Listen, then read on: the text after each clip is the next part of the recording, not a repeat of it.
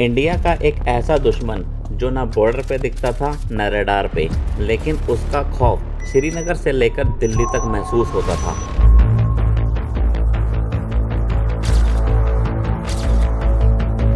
– 2001 के पार्लियामेंट हमले से लेकर श्रीनगर में आर्मी हेडक्वार्टर्स तक और जम्मू और कश्मीर असेंबली में कार ब्लास्ट करने तक हर जगह यही मास्टरमाइंड था।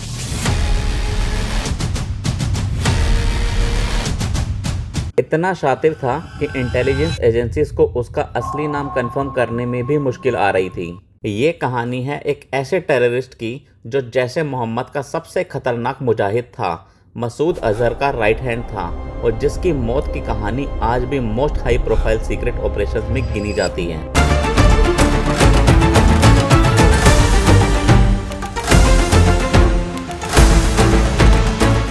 एक ऐसी शख्सियत जिसकी हम तस्वीर भी नहीं दिखा सकते क्योंकि शायद कभी पब्लिक प्लेटफॉर्म पर सामने आई ही नहीं।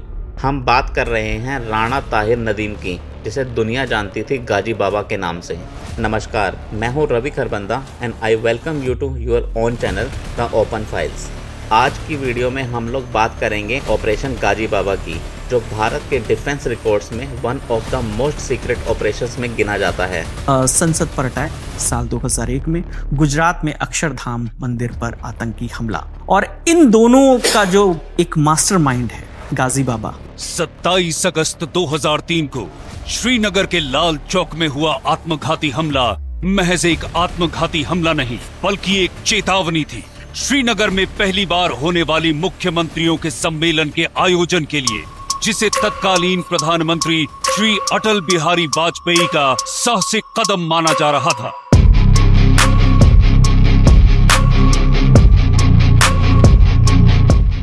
ये ऑपरेशन इंडिया के लिए एक बहुत बड़ी विक्ट्री थी और आतंकवाद के लिए ना भूल पाने वाला सबक। शुरू करते हैं गाजी बाबा यानी राणा ताहिर नदीम की एक ब्रीफ इंट्रोडक्शन से।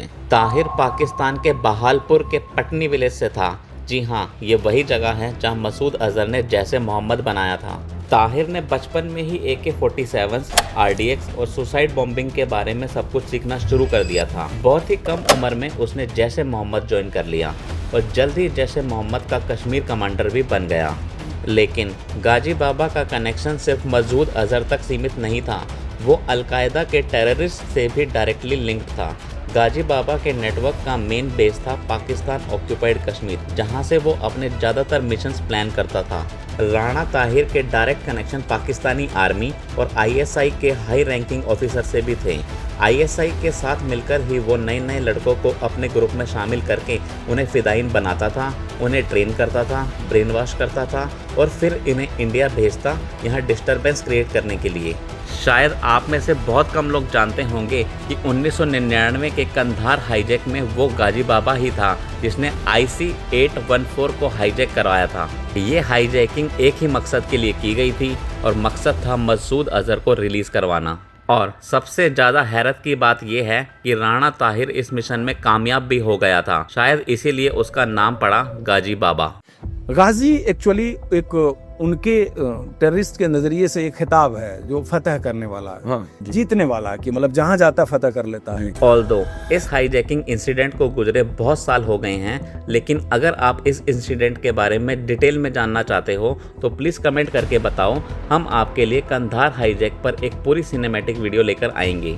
तो चलिए टॉपिक पर वापस आते हैं। 1999 तक भारत ऑलरेडी कई सारे अटैक झेल चुका था, बट गाजी बाबा का सबसे बड़ा प्लान अभी बाकी था। 13 दिसंबर 2001 न्यू दिल्ली में सब कुछ नॉर्मल चल रहा था।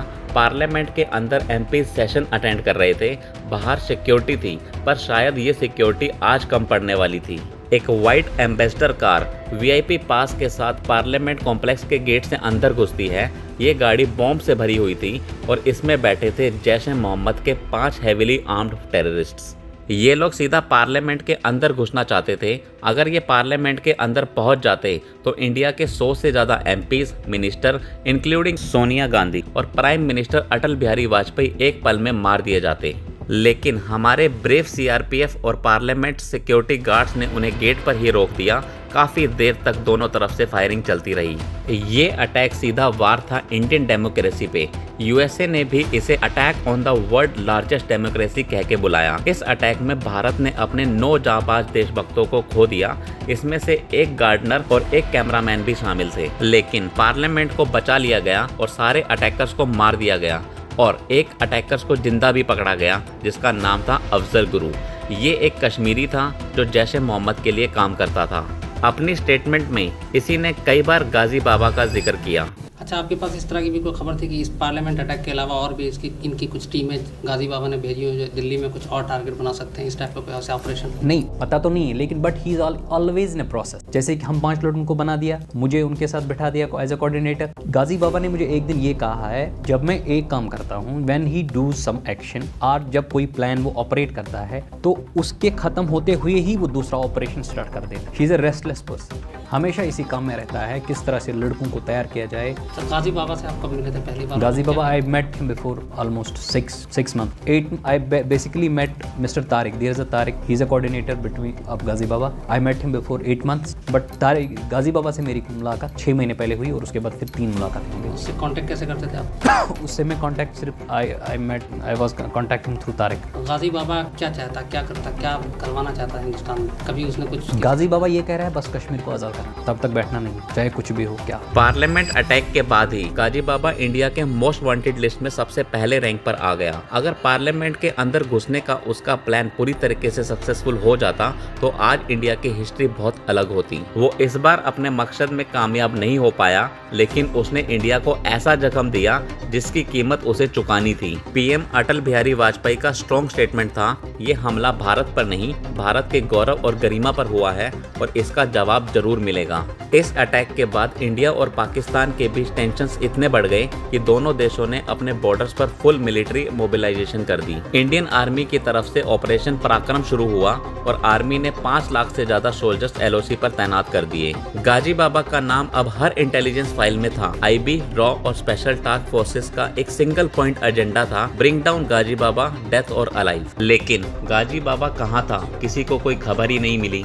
गाजी बाबा कभी फोन का यूज नहीं करता था, उसे आज तक किसी ने देखा नहीं था। एजेंसीज के पास उसका कोई स्केच नहीं था, शायद इसीलिए उसको ढूंढना इतना मुश्किल था। और तो और कभी भी किसी टेरर अटैक से गाजी बाबा का डायरेक्ट लिंक नहीं मिला था, सिर्फ कुछ क्लूज मिले थे और वो भी इनडायरेक्ट, मिसलीडिंग एंड कंफ्यूजिंग। इसके अलावा उसके 11 से 12 फेक आइडेंटिटीज भी थे। एक ही कोड नाम नहीं थे इसके, अबू हिजरत, डॉक्टर, अच्छा 39, अच्छा जिहादी। 39 क्यों था? 39 उसका कोड था। अच्छा, वो कोड से जो वायरलेस सेट पे जो जिस कोड से लोग बातचीत करते थे। अच्छा। जिहादी भी उसका नाम था जी, डॉक्टर नाम था, मास्टर जी नाम था, तहसीन भाई उसका नाम था। अच्छा, उसके कुछ 11-12 कोड थे। वो हर आइडेंटिटी के साथ अलग अलग लोगों से मिलता, अलग अलग लोगों को ट्रेनिंग देता और फिर एकदम से गायब हो जाता। लेकिन हमारी इंटेलिजेंस एजेंसीज फाइनली अगस्त 2003 में राणा ताहिर को ट्रैक करने में सक्सेसफुल हुई। बिना टाइम गवाए एक ऑपरेशन प्लान किया गया, ऑपरेशन गाजी बाबा, और इस ऑपरेशन की एग्जीक्यूशन की जिम्मेदारी मिली बीएसएफ के जवानों को। पर क्या गाजी बाबा की मौत एक मामूली एनकाउंटर थी? बिल्कुल नहीं, ये एक जबरदस्त इंटेलिजेंस बेस्ड मिशन था जिसमें बीएसएफ के जवानों की जान दांव पर लगी थी, पर साथ ही साथ भारत की इज्जत भी दांव पर लगी थी, जिसे हर जवान अपनी जान से ज्यादा ऊपर रखता था। 26 अगस्त 2003 की रात को बीएफएस की जी ब्रांच ने कंफर्म किया कि गाजी बाबा नूरबाग श्रीनगर में किसी एक घर में छुपा बैठा है। बीएसएफ के डिप्टी इंस्पेक्टर जनरल नरेंद्र नाथ धर दुबे इस मिशन को लीड कर रहे थे। दुबे ने 61st बीएसएफ बटालियन के जवानों को टारगेट हाउस के आसपास डिप्लॉय किया। प्लान के अकॉर्डिंग उन्हें घर के अंदर अचानक एक सीक्रेट रेड करनी थी ताकि मदद आने से पहले वो अपना काम खत्म कर चुके हों। इंटेल के मुताबिक उस घर में कुछ टेररिस्ट छुपे हुए थे, जिनमें से राशिद भाई, अब्बू जैद, अब्बू काशा और जैश-ए मोहम्मद का कमांडर और इंडिया का मोस्ट वांटेड टेररिस्ट गाजी बाबा भी शामिल था। 4 दिन तक उस पूरे एरिया में निगरानी रखने के बाद अब बीएफएस तैयार थी इस हमले के लिए। 30 अगस्त करीब सुबह 4:30 बजे बीएफएस टीम घर का मेन एंट्रेंस तोड़कर अंदर घुस जाती है, लेकिन उन्हें घर का पहला फ्लोर खाली मिलता है। जब टीम दूसरे फ्लोर पर पहुंची तो वहां भी सब कुछ शांत मिला। रूम एकदम खाली था, ना कोई प्रॉपर्टी, ना कोई लेफ्ट ओवर सामान, कुछ नहीं था वहाँ। क्या गाजी बाबा एक बार फिर से बच कर निकल गया था? लेकिन उसे पता कैसे चला कि बीएफएस उन पर नज़र रख रही है? क्या बीएफएस ने अटैक करने में देरी कर दी थी? नरेंद्र नाथ दुबे के मन में भी यही सवाल चल रहे थे कि तभी उन्होंने नोटिस किया कि दीवार पर एक आईना फिट किया हुआ था। जनरल दुबे को कुछ अजीब लगा। एक पूरा खाली कमरे में एक मिरर कोई क्यों छोड़ेगा? वो मिरर इतना सिंपल दिख रहा था कि ऑफिसर पहले तो समझ नहीं पाए कि ये मिरर कोई नॉर्मल मिरर नहीं, बल्कि उनके और गाजी बाबा के बीच एक पर्दा है। उन्हें ये बिल्कुल भी आइडिया नहीं था कि उस मिरर के पीछे उनका मोस्ट वांटेड टेररिस्ट गाजी बाबा बैठा था। बीएफएस की टीम के साथ वहां एक कारपेंटर भी था जिसने अचानक उस मिरर की तरफ इशारा किया। इशारा करते ही टीम के सभी मेंबर्स ने फायरिंग शुरू की। शीशा तोड़ दिया। एक तरफ भारत के कमांडोज, दूसरी तरफ गाजी बाबा और उसके जिहादीज। ये एकदम करो या मरो वाली सिचुएशन थी। अगर वो पीछे लौट जाते तब भी वो मारे जाते, क्योंकि गाजी बाबा उस सीक्रेट रूम में बैठकर सीसीटीवी के जरिए उनके सारे मूवमेंट को मॉनिटर कर रहा था। दोनों तरफ से फायरिंग शुरू हुई। गाजी बाबा भी पूरी तैयारी के साथ बैठा था। उसने ग्रेनेड्स भी चलाने शुरू किए। हर तरफ गोलियों की बारिश हो रही थी। गाजी बाबा को जनरल दुबे ने शॉट डाउन किया, पर इसी बीच फायरिंग के दौरान कांस्टेबल बलबीर सिंह वीरगति को प्राप्त हो गए। गाजी का एक साथी राशिद भाई भागने की कोशिश करते हुए बालकनी से कूद गया, लेकिन बीएफएस के कुछ जवान बालकनी के ठीक बाहर उसका इंतजार कर रहे थे। एक के बाद एक उसमें लोहा भरते गए। गाजी बाबा ने जो ग्रेनेड्स चलाए उससे बीएफएस के 5 लोगों को काफ़ी इंजरीज भी हुई। क्योंकि रूम काफ़ी छोटा था और बचने का कोई ऑप्शन नहीं था, तो मैक्सिमम बुलेट इंजरीज नरेंद्र नाथ दुबे और नील कमल दास को हुई। पर उनकी 17 महीनों की मेहनत रंग लाई। इंडिया का मोस्ट वांटेड आतंकी मारा गया। इस अचीवमेंट के सुकून से गोलियों का वो दर्द भी कम पड़ गया। जनरल दुबे ये कहते हैं कि उन्हें सिर्फ अपने राइट हैंड के गोली का ही पता चला।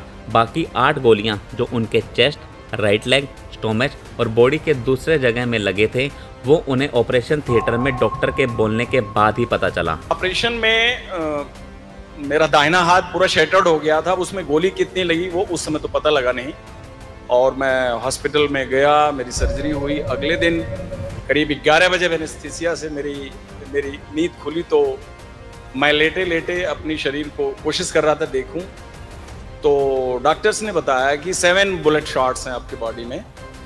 तो वो 7 शॉट्स कहाँ पता नहीं, क्योंकि पेट में जो गोली लगी वो एग्जिट नहीं हुई, अंदर ही लॉज्ड हो गई।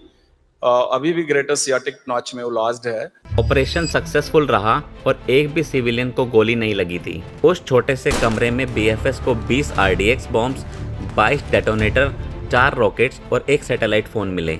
मतलब अगर ये जवान ऑपरेशन में थोड़ी भी देरी कर देते तो शायद उनमें से कोई भी जिंदा बाहर ना निकल पाता। जनरल दुबे का ट्रीटमेंट काफ़ी लंबा चला। उनका राइट हैंड कम्प्लीटली सेटर्ड हो गया था। स्टमक में एक गोली लगी थी जो अभी भी उनके यूरिनरी ब्लैडर के ऊपर है। इस सब के अलावा उनके चेस्ट और राइट लेग में भी गोली लगी थी। इस ऑपरेशन के हीरो रहे नरेंद्र नाथ दुबे को 2005 में कीर्ति चक्र से सम्मानित किया गया। कांस्टेबल बलबीर सिंह को शौर्य चक्र मिला। गाजी बाबा की मौत एक मामूली घटना नहीं थी। उसके साथ 2001 से 2003 तक कश्मीर में हुए 70% अटैक के प्लानर्स का भी एंड हो गया। कश्मीर में मिलिटेंट इन्फ्लुएंस का एक बड़ा नेटवर्क कोलैप्स हो गया, और ये सब पॉसिबल हुआ इंडिया के बहादुर ऑफिसर्स की इंटेलिजेंस, स्ट्रेटजी और ब्रेवरी के खतरनाक कॉम्बिनेशन से। इस पूरी ऑपरेशन को पब्लिक और मीडिया में तब तक नहीं बताया गया जब तक मिशन अपने अंजाम तक नहीं पहुंच गया। ये एक मास्टर स्ट्रोक था by Indian intelligence. Although Pakistan ने आज तक गाजी बाबा की मौत को कभी एक्सेप्ट नहीं किया, पर आईबी, सीआरपीएफ और जम्मू एंड कश्मीर पुलिस ने गाजी बाबा की मौत के पुख्ता सबूत दिए हैं। उसके फिंगरप्रिंट्स मैच हो रहे थे।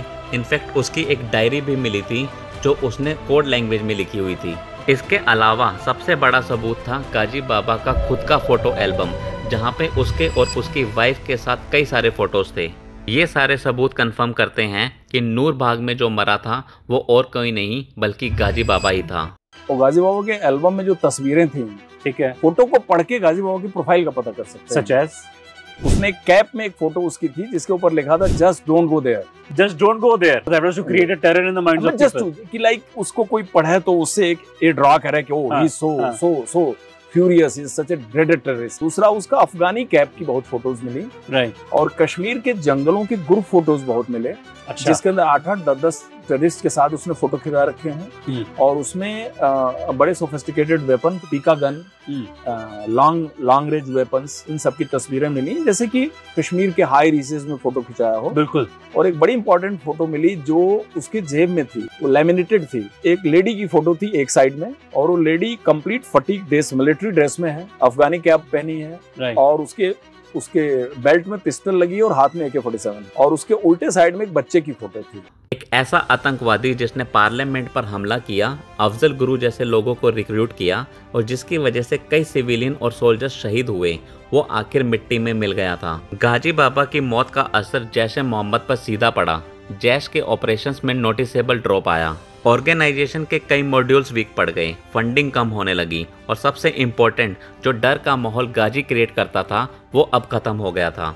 गाजी बाबा के बाद उसके जैसा मास्टरमाइंड जैश फिर कभी नहीं ला सका। गाजी बाबा का मौत इतना इम्पैक्टफुल था कि 13 साल तक जैश ए मोहम्मद उठ नहीं पाया। इस पूरे ऑपरेशंस पर रिसेंटली ग्राउंड जीरो नाम से एक मूवी भी बनाई गई, जो कि श्रीनगर में 38 ईयर के बाद प्रीमियर होने वाली पहली मूवी बनी। फिल्म में इमरान हाशमी BFS ऑफिसर नरेंद्र नाथ दुबे का किरदार निभा रहे हैं। अच्छी फिल्म है, अगर चाहो तो देख लो। अगर आपको ये वीडियो पसंद आई हो तो वीडियो को लाइक जरूर करना, शेयर करना और हमारे चैनल को सब्सक्राइब करना, ताकि हम ऐसी अमेजिंग वीडियो आप तक लाते रहें। कमेंट करके बताओ अगली वीडियो में आप कौन सा टॉपिक देखना चाहते हो। We will definitely consider it. मैं मिलूंगा आपसे अगली वीडियो में, तब तक के लिए जय हिंद।